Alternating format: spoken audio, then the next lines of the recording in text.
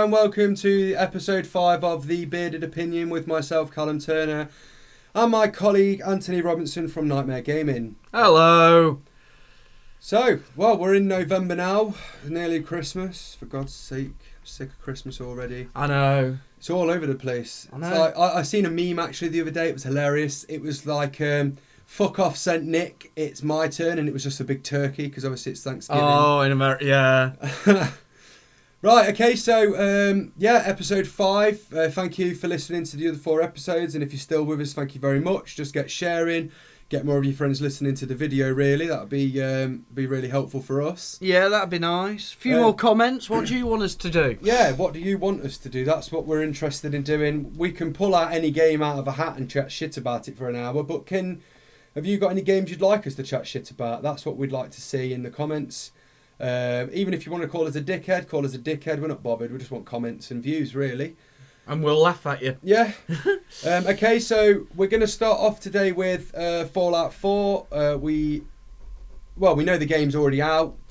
So we're going to talk a bit about Fallout 4. Neither of us have actually played the game yet. No. But we have had a lot of our friends play it, and we've seen a lot of the gameplay videos that are out there already. We're then going to talk about Krampus, which is the new Christmas horror film that's coming out, just for shits and giggles. And then, as per usual, we've got 5 random news stories from the Metro to discuss in detail and give our opinions on those things. So, I suppose we'd better get started on Fallout 4. Yeah. Okay. Well, what's to say? It's a Fallout game. Just the usual Fallout stuff, isn't it? Run around, run away from the big scary aliens before they kill you because you can't defeat them. Even in the most powerful battle armor, you still can't seem to be able to kill them. Yeah, pretty much. I mean, it's got a few new things that I've seen. It's got a VAT aiming system. Yeah. Which is different. I mean, it's been the hype for Fallout 4 has been pretty massive, pretty much since Fallout 3. I think. Well, it's Bethesda, isn't it? Yeah, I mean, the Fallout games generally they've always done really well. I think it's just because it's like it's a different take on what would happen after a nuclear winter, which I think we all like. We like that theorem that we like to see what we believe the world would look like after a nuclear fallout. And once again, I think the graphic designers have done a fantastic job. Yeah, I mean, of creating a post-apocalyptic world. The thing that's annoyed me is everyone's been going, "Yay! I've got an amazing computer because the game automatically sets me settings to ultra high." No, I'm not being horrible, but I could run this game on a microwave. It's not graphically intense. No, it's not. I mean, the games... It looks pretty. The games never... I mean, the games really... I'm sick of games that just get released because they've got fantastic graphics. Yeah. It's like, I don't want a game with fantastic graphics. I want a game that has a lengthy story mode to warrant the £40 or £50, or if not more sometimes, that we pay on these games. Oh, yeah. I mean, I'll quite happily sit for fucking 2-3 hours and play Monkey Island or Beneath a Steel Sky. And, something that's got a story to it. Yeah, something that's like 10 hours long and you've got a story and you've got a challenge. But, I mean, there's mutants in it. There's other survivors. There is actually in this one a building mechanic. Okay. You have to build your base. Well, that's good, but you know we've seen that in a lot of games prior to it, where you've got to obviously spend resources to get your base, or you know to get it back to where it should be, so that within you a better level. But yeah, also in this one you get the power armor first thing, but you've got to keep fuel in it. Right, so they've changed the mechanic on that. You can't. They've changed the mechanic there. To be fair, they did the same sort of thing with the Mass Effect games, where you ended up starting off with nothing, and then you could get all the best weapons in the game dead early, but you can never find ammunition for them. And then they made it so you could barely find the weapons, but the ammunition is pretty much unlimited. All the weapons just overheat. Yeah. And then they found the right sort of balance between the two, and I think really I hope that with Fallout 4.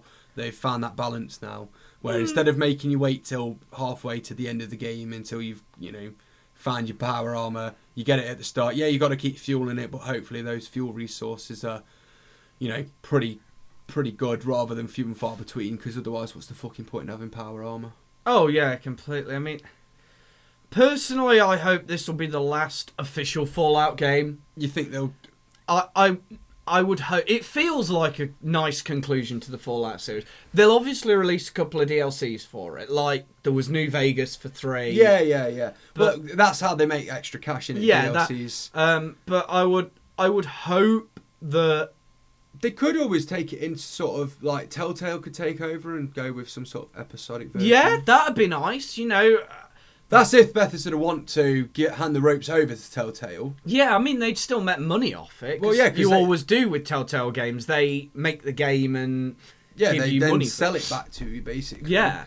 But it would be nice maybe to see some sort of episodic, maybe not focus so much on, your character as a survivor. And the killing and all that. Maybe focus on surviving. Yeah, maybe focus on a group of survivors that have been sort of around. And that's another thing. You do get groups. Yeah. You build your own group as well. So like, as you build your base and you have more people, you then got I need to build a bed for Jimmy. Yeah, that's it. So that's something nice they've added. I think they've reached the pinnacle of what these games can become, though. Yeah, but all games do that, and then they brush past that, and then they continue to make the games because they still sell and they still make money. And don't get me wrong. If they released Fallout 4, 5, 6, 7, 23 million and 2, I'm sure people they'll still buy it. I'm sure they'll sell, but maybe not such a big number. But yeah, it depends on if they can improve from this game, really. I think it's certainly in the near future. I wouldn't hold your breath for a full Fallout 5. I think at least it's going. I mean, what was it? Another 7 years between this and Fallout 3, not counting New Vegas. Yeah. But they do count New Vegas, don't they? Because it added a whole new dynamic to the game. Oh yeah, but I mean, when was Fallout 3 released? 2008. 2008. So it's been 6 years. About 6 or 7 years, yeah. And when was New Vegas released? 2010. 2010. So yeah, it's been about 5 years since the last part of the last game came out. Yeah. But that's about right, considering the fact that I can almost guarantee that all they've been really doing is just waiting until better hardware's out to get more out of what they wanted. Yeah. Because a lot of these game developers now, they all say, well, we were going to release it on the last gen console, but we could barely fit it all on the current gen console, so we weren't gonna take more out of the game because we weren't happy with the game they released. In fact, Konami have actually done that with like 90% of the Metal Gear games. So it wouldn't surprise me if Fallout have been waiting that long to wait for better gen tech to come out, so that way then they can get more out of their vision for it. But is it really 5 years? Is a long fucking time for a wait, really. Oh, it is. I mean, and what have they done in the meantime? Skyrim. Yeah. And you could argue Elder Scrolls Online, but that flopped like a fucking... Well, it's still Skyrim, isn't it? Elder Scrolls is still Skyrim. Well, it's the Elder Scrolls series, but Elder Scrolls Online was just meh. Well, most online games are just meh. I fucking hate the online format. I fucking hate it. I don't hate the online format. I hate the online community. Well, yeah. They're basically chimps throwing shit at each other. And then farming the shit out of each other. I shagged your mum. Saying that, hold on. No, the last part of the Fallout New Vegas game came out in 2011. Old World Blues, which was a DLC on top of New Vegas. But Elder Scrolls Online was released last year. Yeah. But yeah, it's been basically 5 years since... Dishonored came out. That wasn't a bad game, which they had quite a lot to do with on that. But yeah, basically they haven't really done anything with the Fallout series for about 4 or 5 years now. They've released this game. I don't think I'm going to really be bothered about it. It's probably committing online suicide. But I'm not really bothered about the Fallout games. I'm not. But I think they're annoying. I hate to say this, guys. They're the same game. Basically. Better graphics, different enemies. Yeah. That's about it. And... See, what I'd like to see if Telltale took it over is use all your characters.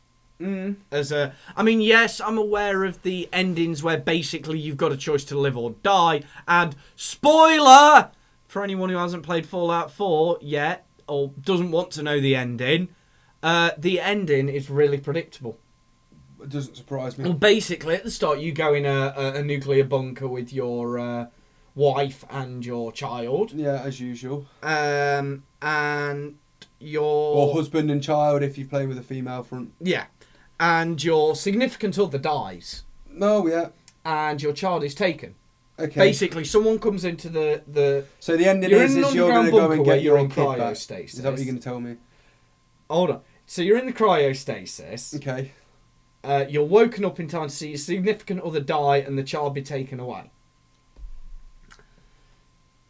Then you basically... The main mission is get as OP as you can. Then you have a choice. Your child dies or you die. How obvious is that ending? You're going to kill your child, aren't you? Well, yeah, any person would, but the ending is so obvious. Yeah, I mean, I think that's pretty much where we're getting with video games. Though, Yeah. To be fair. The games are all getting very predictable. When you see a game come out and then you play it and you just think, oh, this was just like the last one, or you play a game and you just think to yourself, this was shit. But most games are getting predictable now because they're running out of fucking ideas. Oh yeah, I mean, To tell you the truth. I mean, I am loving some of the indie games because some of them suck, but they're trying. The thing is, They're trying new things. things. The thing is with exactly. With an indie game, they're not bothered about. They haven't got any money people. Yeah, they're not bothered about going, right, well, let's release this game and hope to God that we can raise 15 million off it just because of the title. They're going, well, if we make a fiver, that's a start. Yeah. But we'll see if people enjoy the game. And a lot of these indie gamers, they're not bothered about giving you the game for free because they don't make their money from the game. They make their money from the advertising within that indie game. Yeah. And then the free indie games, they made it, some people sit down and watch TV for 2 hours after work. They've sat down and coded a level of a game 2 hours, I mean, I think that's really where the mobile gaming format has taken off. Because it's an open forum now. Minus Apple. Fuck Apple off because the App Store is crap. But going with Google Play Store... Sorry, Apple fanboys. There is so many now games that are released that you just look at and you think to yourself, I'm not going to play that. But then if you do actually accidentally think to yourself, well, hold on, let's download it, we'll have a go. And you play it, you might find it's like one of the most addictive games you've ever played. I've got an alright gaming PC, I've got a console, which is a 360, and I've got access to other people's consoles if I need it. I still spend 90% of my gaming life on my mobile phone. You know what? If I wasn't doing YouTube videos, I'd probably be inclined to agree with you because before I did do YouTube, I spent most of the time on mobile. I mean, I've got a PS4. Sorry, Xbone. And I've got 4 games for it. I've got The Order 1988 or 1898 or something like that. Yeah, that game, yeah. I've got The Last of Us Remastered, and they're the games the console came with, because I bought it at the time. You buy the console, you get a controller and 2 games. And I really didn't want FIFA. Then I bought... well, there's a game series, everyone, that has basically released the same game over and over again since the 90s, and are still making a fucking bomb off it. Yeah. WWE being the other. But no, what was I going to say? Yeah, and the other one is that horror game that came out recently on the PS4. The one it's basically Friday the 13th. Oh yeah, what's it fucking called? The one where you got to make all the choices on who lives and dies. Yeah, and you can make everyone survive. Oh god, what was it? Hold on, I'm going to have a look because I know this bloke's done it. And for anyone who cares, we're looking at Markiplier. Until Dawn. I've got Until Dawn. Yeah. And then I've got the Yu-Gi-Oh! Game... Was it Legacy of the Duelist? Yeah. I've got Yu-Gi-Oh! Legacy of the Duelist. Which I do want to get playing again. And out of all of them games, honestly, the one I enjoyed the most was the Yu-Gi-Oh! Game. Because I can just dick around. Yeah. Don't get me wrong, there's a really cool story where you can play as, through each generation, each of the 5 main characters. And then you can do the reverse duel. So you can play basically through the TV series as each various character. and then play the opposite in reverse duel. Okay. Then you can play against the computer, and then you can play online. But it's the one online one of the few onlines I'll let off because it's ranked. Ah, that's better. So you've got to be, you've got to be able to get it, and you can't just. There's no microtransactions. If you want to get booster packs to get cards to build your OP deck, you've got to go play against the computer or play against other people and win to get cards. So I mean, they've done it properly. you get certain cards for story mode, and you get money for story mode. But when you're beating story mode through, I don't know if you still get duelist points, because that's the currency, after you've beaten the people in it. But so like if I played Yu-Gi-Oh versus Joey, first time you do it, you get a special card, some packs unlock as well as you play through the story. Yeah. And so on and so forth. But then I think if I went back, I don't know if I'd only get duelist points or if I get nothing for doing it again. My guess is you'd probably get duelist points, but not as many. Not as many, and you probably won't get a card. Or you might get a card that's shit. Like a common, yeah. But yeah, I mean that's basically it, and that was sort of the reason I liked it. That to get online play, you have to be good. And you can get good by playing the game. You don't have to know the game, the physical cards that you buy from toy shops and play. You don't have to know that because this game teaches you. Yeah, it teaches you. And you can keep playing and learn the strategies, learn how the cards work until you beat the guy. I mean, when you've built your own deck and it's decent enough, you can swap the main character's deck for either 5 pre-built structures or your own. Which I did a couple of times because I got so infuriated. Because at one point in the original, there's Taya versus Mai, and Taya's deck sucks dick against Mai. So I had to use my own built deck because I played it, so I knew the games, I knew what to build to beat it. But it was hard. But yeah, I mean, so we've got no trouble with AAA games. I mean, fuck's sake, guys, look at my channel right now. What game have I got coming out every other day? Batman. Yeah. I've got Batman Arkham Asylum coming out. After that, I promise you, Batman Arkham City's coming out. After that, guess what? Arkham Origins. Possibly after that, Arkham Knight. Is that the games from 10 years ago are better games because they've got better story modes. Yeah. The problem with the modern gaming genre of all games is that they focus too much on going online. Yeah. And although the MMO... Although that's something that... The MMO game format I don't personally like because there's too many people out there. Like when I buy a game, I want to be able to go through it single player, play the game, play the story, boom, done. I don't want to have to go online. I mean, Destiny was the same as this, but at least with Destiny you couldn't kill each other unless you went into the arena. But I can't stand games where you're walking around the map, you're just about to get to the place where the mission starts, and some dickhead who's been camping out for 6 nights pissed himself. He's got fucking Cheetos all around his fucking bed. The man's 25 stone, and he just snipes you from nowhere because he's been camping. And it's like, well, now I've got to fucking run all the way from base back to that point and where you're going to fucking snipe me again. And that's what I don't like about it. There's too many campers on the online format. There's too many farmers that basically all they do is they sit on the game and then they go, right, this guy's just started, he's new, so let's just kill the shit out of him and get my experience points up. No, let the new guy play the game so he can actually play the game. There's so many games now where you start, you're online, you get killed that many times when you first start, you just think to yourself, I'm not playing this anymore. Yeah, I mean, that's one thing that ruined Dead Island for me, because you can't play that game not online. No, but you can turn off. Yeah. With the online, you can actually make it so you're on your own private session so no one else can join it. But what made me laugh is there's a bug in that. Join through Steam, as you normally do, get in game, pull your Ethernet out. Yeah. And then the game doesn't kick you out. And then, alright, it only saves locally, not to the Steam cloud, but who cares? Yeah, exactly. But yeah, I mean, so Fallout 4, it's a Fallout game. It should be alright. If you want to go, if you've liked the other Fallout games, I'm pretty sure... By all means, go. I'm pretty sure you'd be spaffing your pants the minute you seen the first fucking trailer. I'm not particularly bothered about it. Neither am I. But we're not saying not to go and buy it because I'm pretty sure it is possibly a very good game. I'm just not interested in the Fallout series.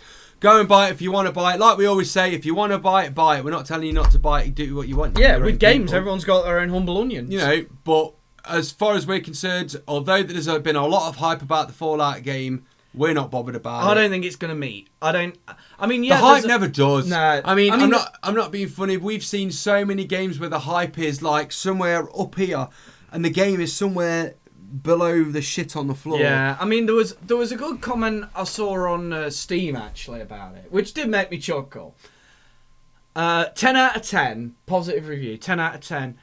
13 and a half hours in, I've just finished building my character. Now, I watched a character build. It can take a long time. You can make it last, 3 hours going, shit, what if I put it here? What kind of build do I want? Do I want melee? Do I want heavy? Do I want... Yeah. Or you can go, fuck it. Boop, boop, boop, boop, boop. And there's a lot of options. It's like when you used to build your own wrestlers in WWE. But I don't... I mean, that was fun, but... I don't want a game where it's going to take me 3 hours just to create a character to get into a story mode that's going to take me 4 hours to complete. I'm not saying that Fallout 4 is short because I know it's not. No. But there are so many games out there where they focus you on creating your character to just how you want them. You make the almost spitting image of you just with more muscles. Yeah. And because that's always what happens. You make yourself taller and wider. Yeah. So, you're going to And you do. Don't lie. Yeah. So you spend 3 hours creating your ultimate character. You get into the story mode and then you get through the story mode in 4 hours and you think to yourself, I've just spent 9 hours on this game and I've spent half of it building a character. Yeah. What was the point? But no, we're not saying do that with Fallout. There's a lot. Head. Also, you can basically in Fallout take apart anything. Okay. So they've sort of brought in like the red faction type mechanic where you can basically get anything. But if you basically, I think your pack's got X amount of space. For easy numbers, because I can't remember, let's say you get 200 in your pack. Okay. When you get to 100, you slow down. You can no longer sprint. Well, that's good. Kind of, That's bringing in sort of a more realistic mechanic into that. So you've got to think when you're like when you're starting out, you can go and pick everything. You can build your base up. You can da. But then, what's your mission? What are you trying to do? Okay, well, my mission is to go and kill the mutant base over there. Okay, so I've now got to think, what am I taking with me? Because obviously, I think ammo stacks to a certain amount, but nothing else really does. Mm. So, I don't know, say you can have 100 ammo per slot, just for easy numbers. Fucking put your dislike finger away. Then you've got to think, right, so how many are there? So I'm going to want ammo, but I'm not going to really want to fill over 100 slots. So what ammo am I going to take? What of this? What am I going to find while I'm there? I think the idea behind that is to actually make you realise that this game is supposed to be what would happen in real life. So they've got to keep the realistic mechanics in that, and which is good. And I wish more games did that. I mean, personally, what I'd do in that is I'd run through with just ammo and health kits, whatever they are, blast the shit out of everyone, turn around, run back, grab all the shit, and then if I'm maxed out at 200 items, it doesn't matter, because all I've got to do now is get back to base, which I know that path's clear because I've already walked it once. Yeah. But it's still a good... Because that's what you do in real life. If you were going scavenging, you'd clear your path, then pick everything up on the way back. Yeah. Or I would. Like, go... Right, so tonight I'm going to go 5 miles away from my base. I'm going to walk for 5 miles shooting shit. Right, I've been 5 miles. Let's go back and pick up shit. Mm.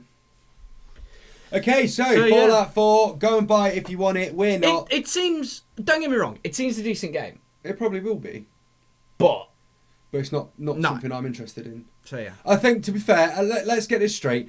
If Steam do it on a good old £10 sale... I'll buy it. Yeah, all right. Yeah, I'll get or Humble Bundle or If they or which Steam seem to be doing at the moment is they're releasing loads and loads of game series as a big collection, and you can spend £20 and get 5 games.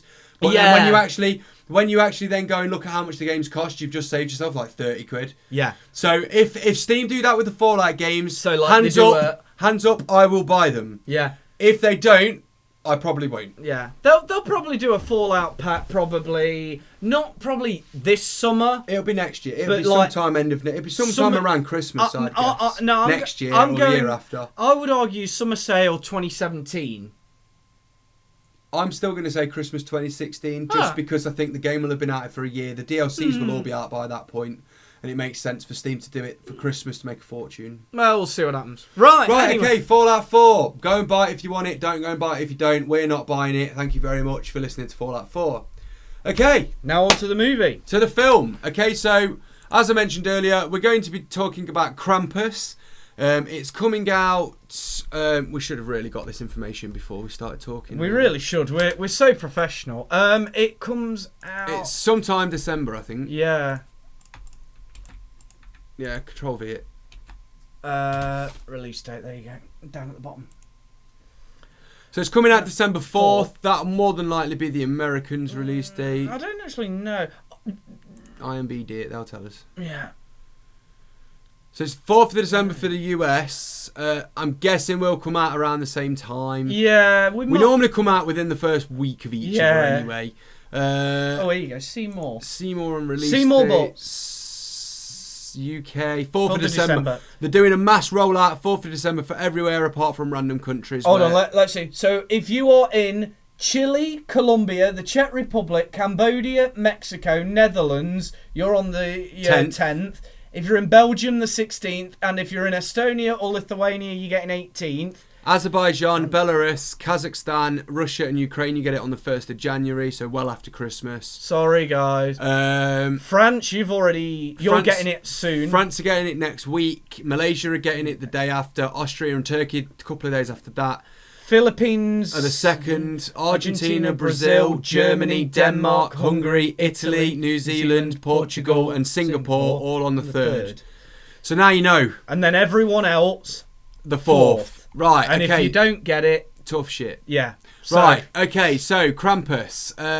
Okay, so it's going on the Christmas legend that basically all the good children get Santa Claus, all the bad children get Krampus. Yeah. Now, see, I went to the cinema because I decided on this movie for once and he chose the game. It's normally the other way around. But yeah, I normally choose the film. I went to the cinema to watch Crimson Peak. Okay. Which has got Thor's brother in it. Loki. Yeah. Not Loki himself. No, but his name. The actor. Tom Hiddleston. Tom Hiddleston. Hiddleston, that's it.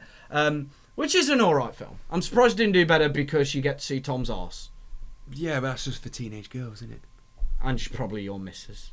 No, my missus ain't bothered. She's not like No, my stepdaughter is. Your stepdaughter is? She does, she's just fucking obsessed. Tell her to watch Crimson Peak then if she wants to see his arse. Okay, so anyway. Krampus. So yeah, I went to see that and I saw the Krampus trailer. Now, when you watch the trailer, I'll show. I don't know if I've seen the trailer. Yeah, I've seen the trailer. trailer. You start off and it's playing your diddly music, and it's all happy families and Christmas rushes and money exchanging hands, and there's a family together for Christmas, and it's all happy and bubbly, and then someone drops the presents, so you start off thinking, oh, it's going to be like Miracle on 34th Street kind of Christmas. Then they start having arguments and families. So you think, oh, it's going to be a Christmas comedy. And you're like, okay, so that's better than your feel-good Christmas. And then some kid writes a letter to Santa and throws it into the air, rips it up, throws it in. You think, oh, great, they're going to get visited by Santa. Then shit starts to go down. And that's basically Krampus is coming. And Krampus is the shadow of St. Nicholas. He's an evil man that punishes people. Well, he's the shadow of St. Nicholas. He is literally the shadow of St. Nick. He's the bad guy. He's a demon. Yeah. But he is literally Santa's shadow. He's still a dickhead. But to me, this is Christmas. It looks so fucking cool. Well, yeah, the idea is that Krampus is going to come and he's going to, start causing some shit for this family. Yeah, and they're going to have to... They're going to have to basically get their Christmas spirit back, bond together to defeat him, which is the only way to defeat Krampus. Yeah, but he is going to try and kill you. Because that's how dark... And that is... if you go back to the original legend, if you were fucked, you would... if you were that naughty, you would lose the Christmas spirit. He would kill you. Him and his helpers would kill you. And honestly, this movie looks so awesome. It looks quite a lot over the top as well, but you want that in a Christmas film anyway. Oh yeah, it's a Christmas horror, which is brilliant. Yeah, 'tis the season to be murdered. No doubt there will be a very big comedy element running through it. I don't know. Because there is with every film, but hopefully they won't focus too much on the comedy. They will make it looks so... I mean, you never see Krampus fully. You see a silhouette and then you see his foot in the trailer. I am really looking forward to seeing it. But also, looking through the trailer yesterday, I noticed something. Someone says, it's funny, there are no cars, no other lights. Now, to me, it's almost like Krampus has teleported the family and the house and all the stuff around the house, like a few trees and the cars and stuff, away to his own, like, dominion. So no, it's not going to be that bad with it only being a PG-13. I don't think it... That's a 12 in this country. Yeah. Oh, I don't think it's going to be the worst. I think there'll be jump scares and stuff. Now, there is another film. 1 second. Yeah, comedy, fantasy, horror. So it is a comedy horror. It is. I don't think there'll be much comedy in. I think there'll be. The comedy is like the first third of the film. Let's see why they rated it PG-13. Horror, violence, and terror. Some bad language and some drug material. So they're gonna get. Oh no, it's a 15 in the UK. Oh, okay. So the USA have got a lesser law for it. So violence, brief scene. A brief scene where a man's leg covered in blood with bite marks. Hover over the spoilers. The profanity is an utterance of fuck as well as damn, bitch and bastard. So that's not really that bad. Film contains threatening situations, commit moderate violence, menacing knives and shotguns and axes. Yeah, knives. The sense that the threat is heightened by the toy's gruesome appearance with their bare features such as sharp teeth and claws. Yeah. So, hover over them spoilers so I can see where you...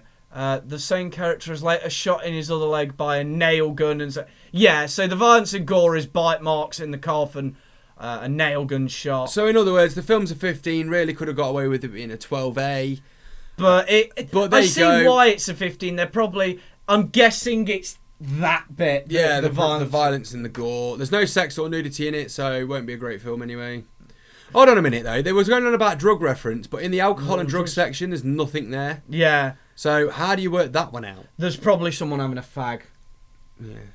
And I think if someone smokes a cigarette in a film now, it instantly has to be a 12A.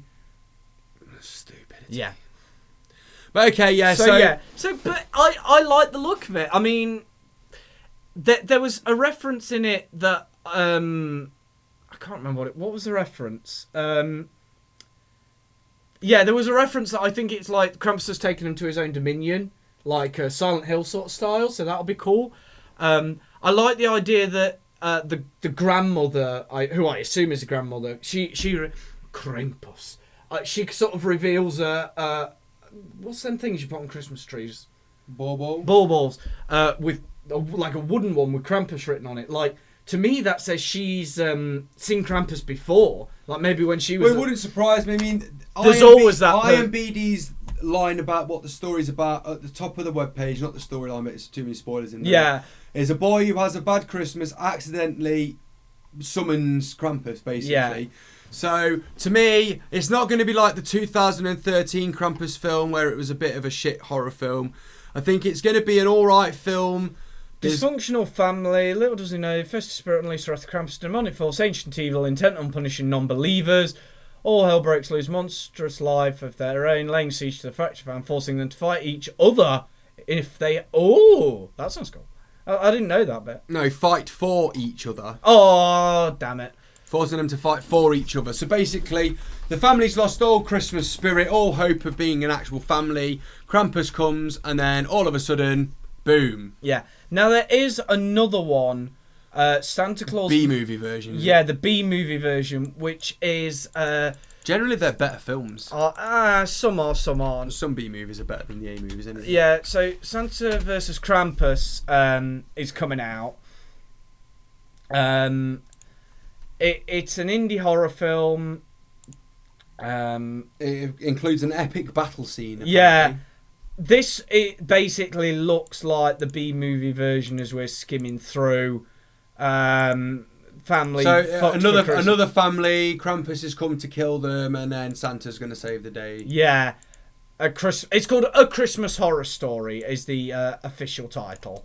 So, but yeah, that's not what we're on about. We're on about the other one, which is Krampus, the actual Krampus. If you are interested in when that came out, it was the 2nd of October. Yeah, so that's already been Released for you lovely. Funnily enough, it's actually on IMDb. It's got a 5.5-star rating, which isn't that bad. No. Most B movies on IMDb are lucky if you get past 3 stars, but a 5.5-star rating for a B indie movie is not that bad. Nah, I mean most people are actually rating it sort of middle of the. Falls a bit flat. All 4 stories deliver better than the rare exports. Yeah. So basically, they're all saying the film's all right, not great, but all right, which is all you can really ask for in a film nowadays. Yeah, but with Krampus, I'm really looking forward to it. I'm actually going to go see it at the cinema. Yeah. So I really want to see it. Because I'm not a huge Christmas fan. I mean, for fuck's sake, guys, on Christmas Day and the 11 days preceding it, you've got my 12 Scares of Christmas again. I'm playing horror games as a Christmas thing. I don't think I'm going to go to the cinema to watch Krampus, but I probably will watch it. Yeah, at some point. I'm going to the cinema to watch it. I'll let you know. I'll let you guys know. You know how it. Once again, we will go through. I think when we get to somewhere like 10 episodes, we'll have to do an episode of reviews. Or maybe like a year. Go for a year and then go and say, right, what were all these? Yeah, that's what we'll do. Yeah. So we will revisit all everything that we've seen. Episode 13 will probably be a review of the past 12. Yeah. So we will revisit these. So we will let you know what we actually think of the films, the games, whatever. But I don't think we can really talk too much more about Krampus. It's a horror. One of them films. If you want to go and watch a bloody, gory Christmas comedy horror, go and watch Krampus. I think the horror will be more than the comedy. I think comedy. But if IMDb have said it's a comedy horror, there will be a nice streak of comedy through there. Go and watch it. I'm sure it's going to be good. Mm. Don't go into the cinema if you don't want to. I'm not going to force you. Do what you want. Yeah. But yeah, keep an eye out for it. I'm sure it'll be a great film.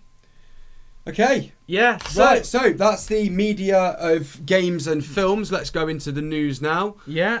So once again, this is just a section where we talk for around about half an hour generally on 5 stories that we've pulled out from the Metro from today. Today's date is the 19th of November, so these will all be on the 19th. Some of them I think are actually from earlier than that, but we're just looking at these 5 stories. So the first story that we're going to come at was released on Sunday the 15th of November. And I love the title of this. Yeah. It falls in with Fallout 4. Pornhub have reported a 10% drop in traffic on their website the day Fallout 4 came out. Proving once and for all Fallout 4 fans are wankers. Indeed. So they've put this lovely chart on here. So obviously we've got when the game comes out, and then all of a sudden, boom. By later that night though, by about 10 o'clock, boom, the fucking traffic was back up to where it should be. Yeah. So in other words, everyone went out, got the game, played it for a few hours, and thought, God, my cock is hurting, I better have a wank. Yeah, and Pornhub was happy again. And then all of a sudden, they were back on Fallout 4. I mean, I don't think they're actually... I don't think there was a correlation. I don't think they're saying that it is definitely Fallout 4's fault. They are saying that they're not too surprised with what's happened during the traffic during peak gaming hours. Yeah. Peak gaming hours, of course, are pretty much any hours. That's people sleeping and working. Yeah. And then you've got peak time where around the sort of 4 to 10, not 11 o'clock. Peak gaming hours there. And then back by 12, 1 o'clock, they were back up to sort of 15 million. Having a wank. People having a wank.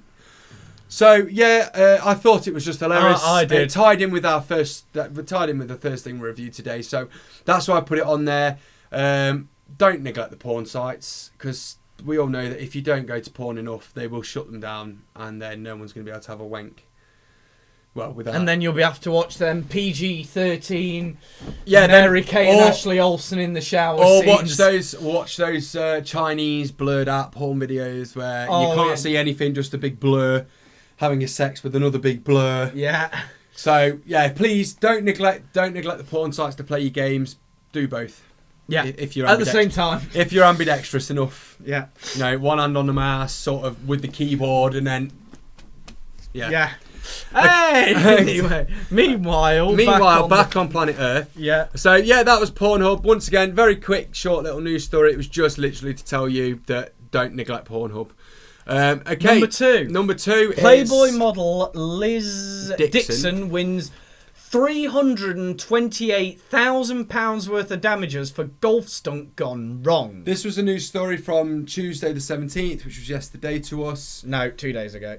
2 days ago. It's Thursday, innit? Yeah. So basically, she looked like she was going to have a golf tee. Well, she had a tee stuck up her arse. Well, looks like she's kind of clenching between, like, to hold it in her arse. And then someone was supposed to, like, whack it off. Well, certainly whacked the ball, but I think they whacked her arse cheek as well, judging by the football-sized bruise. Her entire right-hand arse cheek is just a bruise. Yeah. So this guy must have, like, proper full-on whacked it with a fucking I'm guessing she's the photographer. Like, the other person you can see in the photo is probably, like, the director for the stunt. And then they probably got in some pro golfer, bang! And then so she's sued for battery and negligence. Claiming that her left hip ligaments and nerves are damaged. Well, by the look of that bruise, I'm not surprised. Yeah. I bet she was wishing she had arse implants then. I bet she fucking was. But yeah. What a bummer. What a comment. Sorry, I'm just flicking through the comments. But yeah. Generally, the comments on these stories that we put up are actually better than the news story. Just to let you know, go through the comment section. There's some idiots out there. Yeah. But yeah, I mean, to be fair, she was hired to do a shoot. It's a paid job when her employees are responsible for her safety. You think she is a Playboy model that she shouldn't be cared for by her employees. No one said that, did they, Kath Rice? I don't know you, Kath Rice, but you're a bit of a bitch. Yeah. Well, she agreed to do the shoot and the dangers are obvious. Yeah, fair enough. But that doesn't mean that if you go to work, let's say you work in a nuclear power station, you know the dangers of working with uranium. You can die of radiation, or the whole thing can implode. Doesn't mean you're not going to turn up and you're not going to sue if you fall over and break your ankle. Yeah. You know what I mean? Don't be a dick. The bitch didn't want to get her ass hit by a fucking golf club. It happened, so she sued. She's well within her rights to do so. Yeah, I mean, the easier thing, if people like this want to do a stunt, get an ironclad contract in place. Say, if damages happen, we will pay you X. Yeah. Then it stays out of court. It stays out of all that. Instead, she was lucky enough to be able to take it to court. Because there was no contract other than you stick this golf tee up your arse, he's going to whack it off, we'll give you $20 or whatever. Because, obviously, it's American, she actually got $500,000, but we have to go with exchange rates. That's why she got 328 grand. But you would, in this country, if that had happened, you probably wouldn't even got 10% of that. You probably wouldn't you'd have probably got 10 grand out of them. Yeah, for 10 to 15,000 pounds, I'm guessing. You wouldn't have got that amount of money. The only reason she got that amount of money is because she's American and she's a Playboy model. Which means that she had the Playboy. She had Hugh Hefner's lawyers. She'd have had Hefner's fucking lawyers there, no doubt. So yeah, basically, if you want to make a fortune. Go to America. $500,000. Go to America, become a Playboy model, get a golf ball let off your ass, and there you go. $500,000 in the bank for half a day's work. Boom. Oh, that's not what she was saying. My arse! Yeah, my arse. Right, okay, so we're going to move to the next story. I'm sorry that we seem to be banging these out pretty quick. It's just that there weren't that many news stories on the web today. A lot of it's been drowned out by recent events, which we won't go into just yet. But yeah, you know what we're talking about. Now here is my nomination for biggest dickhead of the year. His name is David Nuttall. He's the Member of Parliament for Bury North. He has just released a statement that was released 2 days ago. Well done. Giving 16-year-olds the ability to vote puts them at risk of sexual abuse. One word to say to this: how? How? Come here and vote, laddie, and I'll stick me cock I'm not up being your funny, arse. but it's not like these 16-year-olds are going into a polling station and then being abused in the polling station, are they? No. I don't understand how he's correlating the fact that 16-year-olds here's the ability to vote. Does my honourable friend agree with me that if 16 and 17-year-olds are given the vote, it increases the likelihood that they will be regarded and treated as adults? Well, they are adults. And therefore increases the likelihood of becoming victims of sexual exploitation. They are 16... Fucking hell, mate, I nearly went through the table there. They're 16, they're 17. Guess what, mate? They probably have more cock and pussy than you. I'm not being funny, right? But 16 years of age is the legal age Yeah. of sexual consent. Okay, I'm not going to get into the whole rape debate because I'm not interested, right? But 16 years of age is the age of sexual consent. In the UK. In the UK. Shut up, America. Right. Now, the likelihood of them becoming victims of sexual exploitation isn't going to matter how old they are. Whether they vote. Or whether they vote. If they're going to be sexually exploited, they're more than likely going to be done before they hit sexual maturity or after. The chances of a 16-year-old at the time being exploited because they've gone and voted for someone is bollocks. I mean, Theresa May said, who didn't give the question too much time, for obvious reasons, simply replied, I wouldn't link the issue of age voting and this question of child sex exploitation. No, because there's no link. I could understand if they said, giving 16-year-olds giving 15-year-olds the ability to walk into a prison cell full of paedophiles heightens their risk of sexual exploitation. Well, fucking damn right. Yeah. Not being given them the ability to vote. That is bollocks. David Nuttall, wake up, smell the coffee. You know why? It's because he's a conservative. And how many 16 and 17-year-olds like conservatives? None of them. Exactly. So if you give the 16 and 17-year-olds the right to vote, Conservative will never, ever get back in. Just a question. Have you re-registered yourself to vote? No, why? Please do. I haven't voted. In fact, No. I've never registered to vote. Right, okay, right. Well, just because we're talking about politics, if you are listening, go to the Gov website, re-register yourself to vote. David Cameron has been a dick, and he's changed the way the voting system works. I'll see again. So, so it used to be that one member of the household could tell the census how many people there are of legal voting age, and then they would be registered, and then they could vote. It's changed now. You have to register yourself, otherwise you lose your ability to vote. So what David Cameron is doing, and what the Conservatives are doing, is they're trying to make it so you will lose your ability to vote through not knowing that the voting system has changed, so that way then they stay in power longer. Also, I don't know if we've touched on this yet. We all know David Cameron released the Petitions Gov website, so you can start a petition about anything, and if it reaches 100,000 or more votes, they will debate it in Parliament. It seems he'll only debate things he wants to debate. Yeah. Because I got an email this morning from a petition I signed to put a vote of no confidence in David Cameron, and I don't care if I'm not supposed to tell you I signed that petition. I did. I don't care. Right. I got an email this morning. The Houses of Parliament, David Cameron, have denied debating regarding the vote of no confidence in David Cameron. They did the same thing with the Education Secretary. No doubt they'll do the same thing, because there's about 4 or 5 different petitions to get different members of Parliament out of power, David Cameron being the most. But basically what he's done is he's opened up a forum to be able to start petitions so you can get your views heard in Parliament, and then when it's something he doesn't like, saying, no, actually we're not going to bother doing that. Which is bollocks. So... But yeah, that's the reason they won't give 16, 17-year-olds the right to vote, because Conservatives would never get in again. Because most 16 and 17-year-olds either vote for Labour or vote for Lib. Yeah. Or vote for random parties like the Monster Raven Looney Party. By the way, one of their policies, I believe, a couple of years ago, was to give everyone in the country a bar of chocolate if they got in. So why aren't we voting for them? I'm always looking for chocolate. And free chocolate tastes better. Although what I think, if they're gonna get, I'll agree, if they're gonna give them the right to vote, they need to be taught fairly what each thing's main policies are. Well, the problem is that because in the problem schools, is a lot of, like when I was 16, 17, everyone wanted to vote Green. Now I have a few issues with Green. Well, yeah, because they don't really have any policies. Well, one of their policies to get money back was remove all funding for the arts. So there will be no more government-funded arts ever. That's stupid.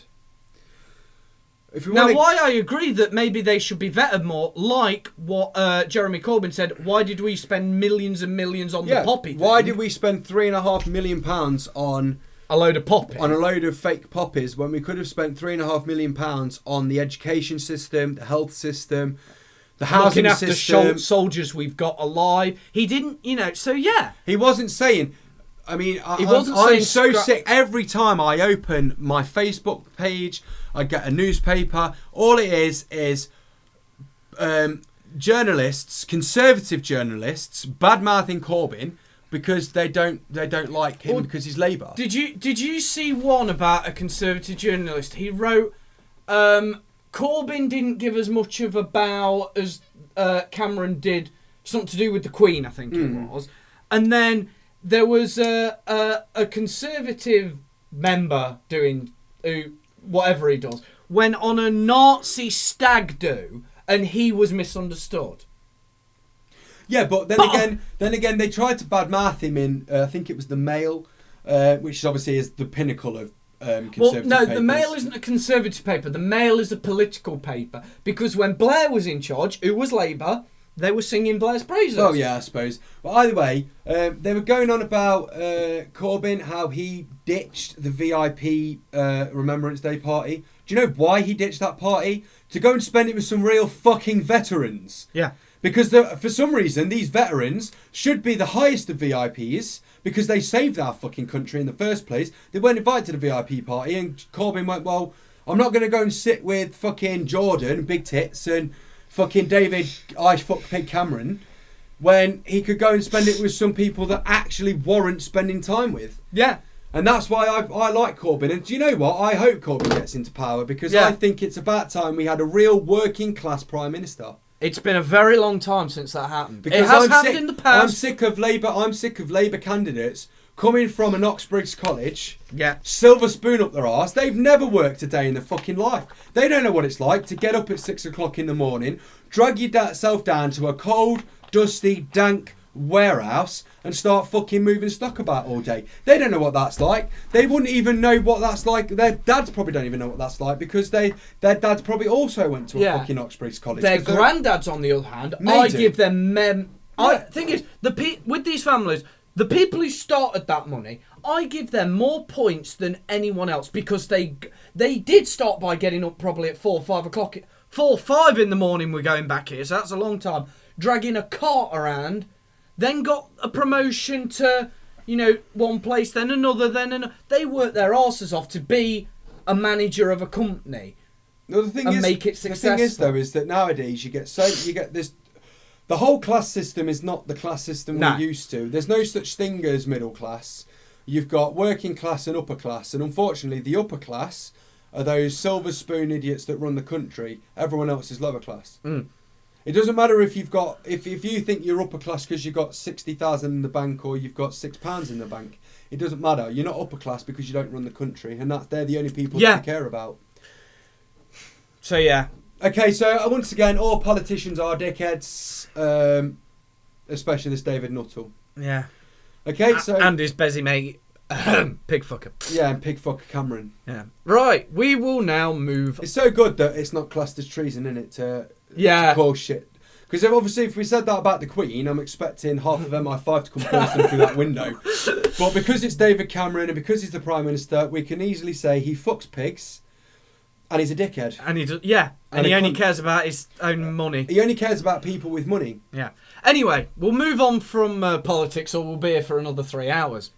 Okay, so we're going to talk about this now. Okay, so the Oxford Dictionary's word of the year is emoji. You see how happy I was to say that there? Emoji. Emojis don't make me happy. Emojis are a waste of fucking time. I don't want a fucking text message coming through with 400 emojis in it because you couldn't be asked to spell the word hello. Because you do, don't you? You get these little dickheads that they'll send you a waving hand for hello. Just type hello. I don't want to read a picture. I want to. Wait. The word of the year is not emoji. It's actually the crying emoji. So the crying with laughter emoji is the official. By the way, it's still a fucking emoji. Yeah, but the word of the year isn't emoji. It is an emoji. It's the physical. Either way, it's not word of the year to me. It's not a word. It's a picture. Yeah, exactly. So it's a fucking picture. It's not a word. The Oxford Dictionary have obviously lost complete and utter fucking sanity. I mean, to be fair, that they've always been putting words in that really we didn't really. Well, want them putting in what there. other words are put in this year? Emoji, selfie, or was that last year? Selfie. I know, I think selfie was this year, but we've had YOLO in there. We've had blue. YOLO is not even a word. It's 4 letters that are supposed to stand for 4 words, which you only live once. Yeah, but that's not a way to live your life. People, yes, exactly. You only live once. That doesn't mean go and jump off a building, because then you'll only live for the next 5 minutes. In fact, scratch that. If you use that term, please, jump off the building. Please do the world a favour. So, yeah, basically, the Oxford English Dictionary have lost all fucking hope to me. Yeah. I've realised. I think we've closed 2 of the news stories down. Hello. And now you've just closed all the other tabs. Hold on. I can reopen close tab. Reopen, close tab. It's alright, I'll go through this. But yeah. 3, 4. Yeah, so we've only got one more news story to talk about. Sorry, Anthony has just literally closed down all the fucking tabs we had open. So we're just waiting for them to reload now. Yeah, there we go. Okay, so Oxford English Dictionary lost all credibility in my eyes now. Yeah. They're fucked. I won't. Do you know what? I'm going to start using dictionary.com to check my words out. I'm not picking up an Oxford Dictionary again because they've become dickheads. When was the last time you picked up a dictionary? Not bad. You've got fucking autocorrect. School, when they made you do them. Probably about 10 years ago, yeah. School, when they made you do them exercises. Right, the word then. What I want to know is, though, right, if the crying emoji, the crying with laughter emoji, is the word of the year, how are they going to express that in the dictionary? What I want to know is, what does the crying emoji sound like? Emoji at the end of it. Just you heard just emoji. Yeah, like the ice cream emoji. You just start like emoji. Yeah. You know, it's pathetic, ridiculous, and Oxford Dictionary have lost all credibility in my eyes. Mm-hmm. I don't care if you agree. I rule the world. Right. Okay. One. Now this is the best news story of the day. Anonymous, the hacking activists, the hacktivists is what they like to be called, have forced ISIS to send out guidelines on how to be safe online, because basically we all know the Paris attacks that happened last Friday. God rest all their souls. Forced Anonymous to come out and say to ISIS, we are declaring war with you motherfuckers, watch out, we're coming. They told them that we're coming. 24 hours after that, they'd closed down about 500 Twitter accounts. 48 hours after they released that statement, 5,000 Twitter accounts were down. Plus, Anonymous also, which was fantastic, I don't know if you've seen this, they released a hacking guide to hacking ISIS Twitter accounts. Really? Yeah, basically Anonymous turned around and said, right, here is a guide on how to identify and hack an ISIS Twitter account and get it shut down. That's basically what they did, because they've had enough. Oh, that is brilliant. But now ISIS have had to literally send a guide out, if you wouldn't mind. Hold on one sec. Let me scroll down. Control of me mouse. So, O brothers of Tawheed, this message have reached to all Ansar for the importance. The anonymous hackers threatened in new video release that they will carry out major hack operation on Islamic State, in brackets, idiots. When they gonna hack all what they can... This is really bad English. Hacking Al-Ansar Twitter accounts, emails, etc. So, you should do the following instructions to avoid being hacked. You. You, meaning ISIS. This is a guide for ISIS. Yeah. Which, to be fair, by now I'm pretty sure I'm hoping has been taken down. Right. Do not. Right. So number 1, do not open any kind of links unless you're sure of the source. Okay? Number 2, use VPN and change your IP constantly for security reasons, phones and computers. Number 3, do not talk to people you do not know in Telegram. Well, that's great, because I'm pretty sure the Twitter accounts is the one that they use to recruit people they don't know. Mm-hmm. So they've basically just said, don't talk to anybody. Done. You don't know on Telegram. Block them if you don't, and block them if you have. Because there are many glitches in Telegram which they can hack you by it. Number 4, don't talk to people on Twitter DM because they can hack you too. Number 5, don't make your email same as your username on Twitter. This mistake cost many Ansar their accounts, and the Kufa published their IP, so be careful. May Allah protect you and all Ansar and the Islamic State. Bullshit. Well done, Anonymous. Thank you. Round of applause for Anonymous. Please continue to hack the shit out of ISIS until they are no longer anywhere on the internet, and even then continue to hack them. Well, the thing is, now that they've got IPs, they will start blocking all communications, and if there's no communication, they force them to meet face to face, which all that does is allow the military to pinpoint them easier. Yeah, exactly. I mean, Anonymous, to me, they are a great group of guys. Oh yeah, they're, in terms of public persona, they are. They're doing what our governments have the power to do, but don't do. Yeah, because the governments, funnily enough, have put their own red tape in their own way. Yeah. Whereas Anonymous don't don't give a shit. Anonymous are like, well, you don't know where the fuck we are in the first place. The second you find any of us, we disappear quicker than we destroy all hardware, everything, and we start again. Yeah. You know, Anonymous also, they would never be able to be taken down for one fact. They are worldwide. Yeah. They have hackers from all over the world working with them, and that is why ISIS, you are fucked. Also, words of warnings to ISIS. If you want to come over to Britain and start a war, fuck off. If you want to continue to bomb innocent people in the name of Allah, once again, fuck off. Allah did not preach that shit. Go through the Quran again and tell me exactly when he preached to go and kill everybody, because he didn't. You're all a bunch of fucking idiots. And if I see another person in this country attack a Muslim person for no good fucking reason, shit is going to get real for me, because I'm going to start hitting them. I'll agree. I see. All right, now if they pull a gun on you, fine, fucking go to town. If they pull a gun on you, if any fucker pulls a gun on you, let me make that perfectly clear. Yeah. I don't care if they're black, white, or bloody rainbow coloured. Yeah, some fucker pulls a gun on me, they're getting smacked in the face. But I read a really, really heartbreaking story the other day. This Muslim taxi driver had been in his taxi. This young lad got into his taxi. And this guy basically bawled his eyes out, this taxi driver, just broke down completely. And this guy was like saying, what's wrong? What's going on?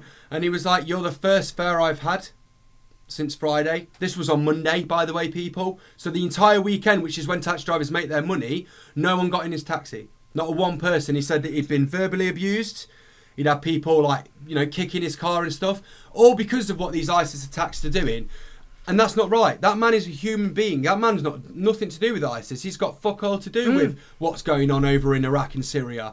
It's disappointing. And then this morning, yesterday, he posted a Facebook page about how Islamophobia is number one. No, Islamophobia isn't a thing. We're not scared of Islam. We're scared of ISIS. We're scared of terrorists. So if anything, it should be terrorphobia, surely. But no, they have to go and put it. So what the media are doing is they're helping ISIS. Yeah. ISIS released very plainly what we want is a war between Muslims and everyone else. So what they're doing is they're making it so everyone else starts to fear and hate Muslims. Don't. Do the opposite. But thing is, Go and cuddle, Mr. Ali, down the road. Go and walk into your corner shop and say hello to Mr. Is, if they want a war between everyone else and Islam, they're fucked. Because everyone else outnumbers Islam. Russia and America have big ass nukes, guys. If ISIS are listening to this, just think, America and Russia have nukes. I don't care where you are or who you are. Yeah, but ISIS released. There was a French journalist who he was kept captive, and he'd been with him for like 8 months. And he came out and he basically said, "There's one thing ISIS fear, and it's not the airstrikes. It's unity." They do not want the world to come together, because they know if the world comes together, ISIS have lost all hope. Oh, yeah. I mean, if you throw the Chinese, the Americans, the Russians, the Europeans... Yeah, because the Chinese have just said, we'll help. Yeah. So, and there's 500 million of them. No, they make a third of the world's population, so that's in the billions. But in Beijing alone, there's like 500 million. Yeah, exactly. There's about something in China. There's something like 1.6 billion people. Yeah. So, and then you got all the Chinese all over the rest of the planet. Basically, ISIS, fuck off. Stop killing people, because you're damaging your own religion. You're going to start off. Yeah. Stop killing and murdering innocent people. Stop claiming fucking. This is what really pisses me off. If you're going to kill, don't kill in the name of Allah, for fuck's sake. No, but this is something that's hilarious. ISIS haven't actually planned a terror attack yet. No. They're all been done by extremists that are doing it in the name of ISIS, and then ISIS come out from nowhere and go, that was us. Was it? Are you sure? Because as far as I'm aware, you had fuck all. Who was that? That was Bill. No, Yeah. it wasn't Bill. Who funded the attack? Because it certainly wasn't ISIS. Who fucking planned the attack? Certainly wasn't ISIS. It's not ISIS we need to be fearing. Oh yeah, and America, stop being fucking morons. Yes, America exports guns all over the world. Stop saying Obama gave ISIS guns directly. Because he didn't. He signed a bit of paper, which allows guns to be transported to the Middle East. If ISIS get hold of the guns, that's no different than fucking Ray down the road going into the local gun shop when it's shut, chucking a brick through the window and walking off with the fucking nail guns or whatever, the fucking AK-47s. Something that's quite annoying to me is that I understand where they're saying that Obama armed ISIS. We may have done. Through a roundabout way, during the time of Colonel Gaddafi, and we started flooding weaponry and stuff into Syria at the time to be able to take out Gaddafi and help the rebels. Fair enough, alright. The West did arm ISIS. Does that mean that ISIS, after being given them weapons, then have the right to say that everyone in the world that isn't Muslim is an enemy? No. Because we gave you the weapons you're using against us, you dicks. Do I believe that ISIS are a threat to myself? No. Do I believe that within all of these Syrian refugees there is possible ISIS members? More than likely. Do I believe that those ISIS members will ever succeed in world domination, sparking World War III between the West and the Muslims? No. Do you know why? Because we're humans and we're better than that. We really are better than that. And anyone who thinks that war is the way to go, you're just as bad as ISIS. Yeah. Anyone that goes out in the street and abuses a Muslim person, or not even a Muslim person, anyone of Middle Eastern origin. Yeah, anyone from the Middle East, whether you're Pakistani, you're from Saudi Arabia, anywhere, you're Jewish, whatever. I don't care. To me, you're not a part of ISIS unless you start waving the ISIS flag and start planning terror attacks. You're welcome in my books. If you're going to come over here and work, by all means, come over and work. Because there's a plenty of fucking white English people that keep saying, oh, well, they're nicking all our jobs. Are they? Because as far as I'm aware, you've been on the dole for the last 6 years and you've not even attempted to apply for a fucking job. Don't bullshit me. There's jobs out there. Do you know how I know? I've been unemployed over the last 4 years for probably a maximum of probably 2 years. You've probably had about 2.5 years over the past 4. I'm working. I've got a job. Tell me where Mr. Ali you came over. To be fair, the one you had before that wasn't even your fault. That were your guts, wasn't it? Yeah, but that was medical. So he'd probably still be in that job if it wasn't medical. But this is what pisses me off.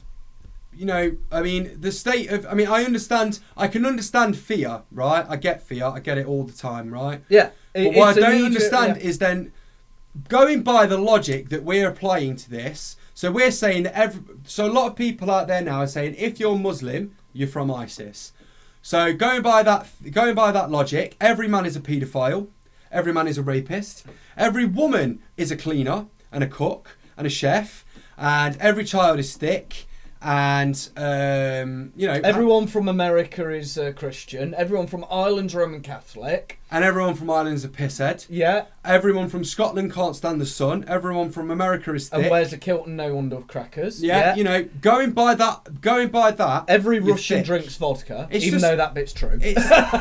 I'm sorry, I had to lighten the mood. It's ridiculous. We don't say every German's a Nazi.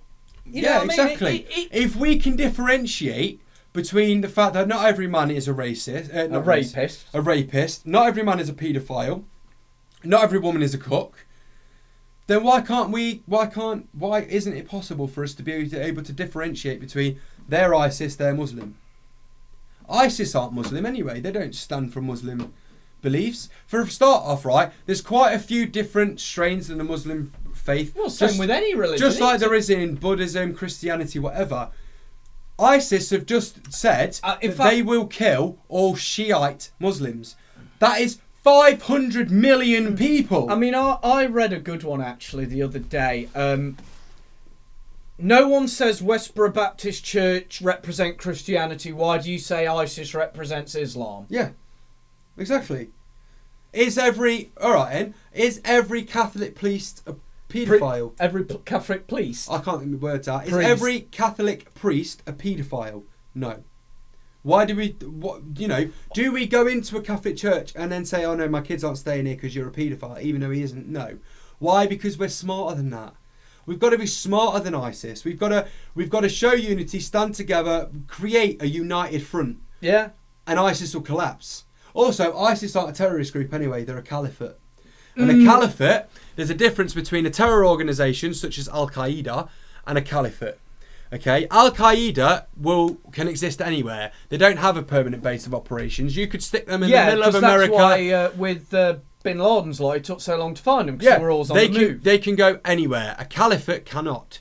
If we was to take out their head offices in Iraq and in Syria, they would disband because they wouldn't have anywhere to stay. They've got no control, yeah. Exactly. So, there we are, people. Episode 5 of the Beard Opinion started off about Fallout, ended with what potentially will happen if ISIS do succeed and the media and our governments continue to be idiots. Do I agree with the bombings that are currently going over in Syria? No. Do you not? No, do you know why I don't agree with it? Because Raqqa still has civilian population. They do, but they are trying their best to avoid them. They're not doing what the Americans did. They're not doing what the Americans did and go over there willy-nilly. They are trying. Yeah, I understand. They're trying. America went over and just went boom, boom, boom, boom, boom. But this is probably going to change everyone's opinion on me. I actually agree with Corbyn. Corbyn said, I do not agree with a shoot-to-kill policy with all terrorists. And that's true. No, I'll agree with you there. Because at the end of the day, if we can get them in prison, they're going to suffer more. If we get them in, for a start of, if instead of a shoot-to-kill mentality, you arrest these terrorists and you take them into international waters and you torture the fuck out of them, yeah, you will get more locations and more information from them than just putting a gun into them. Shooting Jihadi John, blowing him the fuck up with a missile, was that the best move by the Russian government, American government? No. No. Because although Jihadi John was a poster boy for it, what happened just 24 hours after that attack? Retaliation.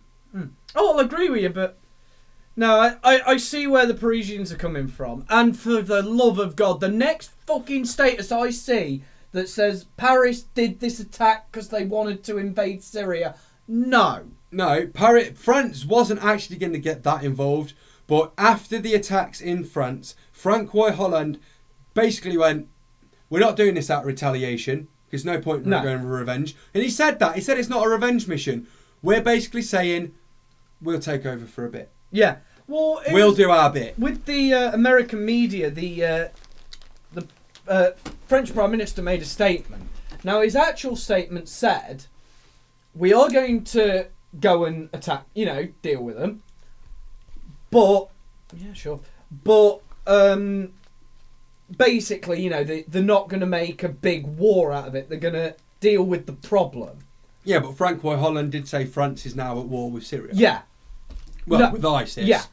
So, but he said specifically, we're going to go in, we're going to deal with it quick and clean. And then in American media, they translated it to we are at war with. Yeah, but Francois did say that. Yeah, not the president though. No, Francois Hollande is the president of France. He didn't say they're at war. That was the media that said they're at war. He said we are going to deal with ISIS. The media translated it to we are at war with. Yeah, but technically we're all currently at war with ISIS. Well, yeah, but the media changed it, if that makes sense. It's just that there's one group of people that are doing better than others, which is anonymous. Yeah. Oh, yeah, they are. Because after the Charlie Hebdo attacks, Anonymous also jumped on it as well, and they shut down another 2,000 Twitter accounts. Yeah. Basically, if you are a recruiter, be warned. If you are still trying to take good, honest English people or Muslims and by English people I included Muslims in that because I know that there is a huge... Yeah, there are English Muslims. There is a huge English Religion does not dictate ethnicity. No. So there is a huge amount of people out there that are currently being... What's the word that we're looking for? They're showing the naivety and following in the footsteps of others that have gone over to Syria to be trained by ISIS, to fight for ISIS, don't do it. Yeah. For a start off, if you leave this country to plot to attack this country, you're not allowed back. Yeah. You know, that's very clear. But think about it another way. You're leaving this country to go and fight for your religion, or so you believe it's your religion anyway. So you're going over to fight for what you believe is for your religion against the country where all your family are. Against the country that all your family love. Yeah. Against the country that helped your family. Whether your family came over, I don't know, 100 years ago, or they came over 10 years ago, or even 10 days ago. This country has opened its doors and said to you, you want to work, and to your family, you want to live, do it. Here's a house, get a job, make a life for yourself. Yeah. What you are doing is you are throwing that respect from our country to anybody, and then saying that, in fact, I don't care the fact that you got my granddad into this country and you got him work and he built himself a life and he had a nice family and he's got a nice house and he's got everything he ever wanted. You're throwing it back in his face. Yeah. That's the end, people. Yeah. If you don't agree with the political rant, if you've got your own opinion, leave a comment. By all means, we will take your opinions on board. Yeah, there are some people in this country, by all means, I would give them to ISIS. Trust me. There are people I would happily go, ISIS, you want target practice? Have this cunt. Doesn't mean you would. No, I don't know. Because we're not as bad as ISIS. There's a couple I might, but yeah. So, I'm just going to leave you with the message. Be safe. Yeah. Please stop attacking people in the streets. It's not on. We're better than that. And let's just see if we can abolish ISIS and their idealistic extremist opinions and views. Yeah. By joining together and saying fuck off. Yeah. And if you want to comment on any of the other stories of anything that would be Fallout, Krampus, or anything to do with any of the stories in the Metro, leave a comment. If you want us to review or opinionate something else, leave a comment. If you've got a news story that you've seen and you want us to talk about in the next episode or in a future episode, let us know about it. And next month will be the Christmas special. Next month is... we'll tell you about this now. Next month on these, we're going to record it on the 17th. We're going to record the episode on the 17th of December, around about an hour after we've watched Star Wars Episode 7. Yeah. Woo! And no, we are not recording it at about 4 a.m. No, we will be. We're going to the 3 p.m. showing. Yeah. We're going to go together. We're going to watch the film. We're going to come back and opinionate it. And I think you're releasing the episode on Christmas Day. Boxing Day, I think, actually, because that'll be I think Boxing Day is the Saturday. Yeah, Boxing Day is the Saturday. Yeah. So yeah, it'll come out on Boxing Day. So that's actually pretty good because on Christmas Day I've got Never Ending Nightmares, the long 12 Scare of Christmas Day. Then we've got a Bearded Opinion Star Wars Christmas special. So yeah, please tune in next time for the Christmas special. We will be talking about Star Wars Battlefront, although it was out today. Yeah. Or yesterday, America. Yeah, we're still going to chat about it. We're going to talk about obviously the new film, and we'll be in an unusual position where we've seen the film, but not just seen the film an hour ago. Yeah, an hour before. We will try and keep spoilers to a minimum. What we'll probably do is do sort of a comparison. We'll probably do the normal what we do. Then Battlefront, then we'll do the news. What we might do, and we'll play with this, we might do a spoiler review as a separate video, like purely separate. So it'll be a separate video with a link, so if people want to watch it as like a special, maybe, and I might try and get that up on the day. Like on the 17th, if we do a spoiler review. Because then you can have a spoiler review special of just the movie, and then there'll be the normal Bearded Opinion a few days later. Exactly. So tune in next month, guys. It'll be the Christmas Star Wars special. We're looking forward to it. Yeah. So we'll catch you next month. Enjoy this episode. I hope you've enjoyed this episode. Peace out. Bye.